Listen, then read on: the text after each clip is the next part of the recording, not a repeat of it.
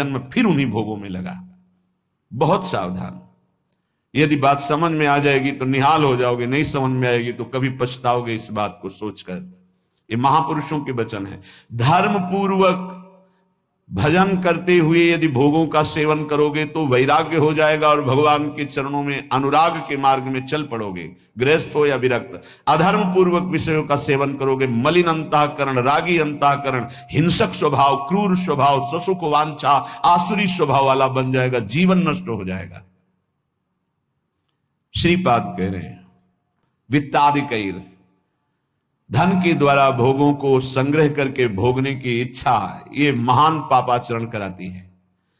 अवस्था हो गई है भोग त्याग कर भजन करने की, फिर भी रुपए के बल से भोग भोगने की प्रबल आकांक्षा, खरीद के भोगेंगे, भोग लो।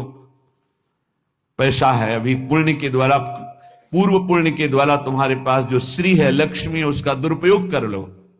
दुरुपयोग, 4 भूखों को भोजन पवा देते उसी पैसे से तो तुम्हारी सदगति का कारण बनता, लेकिन 4 भूखों से पैसे छीन कर अपनी वासना की पूर्ति में लगा दिया, वो तुम्हारे सर्वनाश का कारण बन जाएगी। किसी को भी बाहुल्यता भोगों की मिलती, संपत्ति की मिलती तो उसके भोग के लिए नहीं, समाज सेवा के लिए मिलती है। तुम्हारा जितना खर्चा है कम से कम खर्चा करके काम चलाओ और तुम्हारे पास जो अधिक संपत्ति है वो दूसरों की सेवा में लगाओ, बीमार की सेवा में लगाओ, असहाय की सेवा में लगाओ, भूखों की सेवा में लगाओ, पशु पक्षियों की सेवा में लगाओ, तो धर्म बन जाएगा। और ये धर्मो रक्षति रक्षिता, ये दुर्गति से तुम्हारे धर्म रक्षा कर लेगा। लेकिन जिनके पास धन बढ़ता है उनके पास दोष बढ़ जाता है।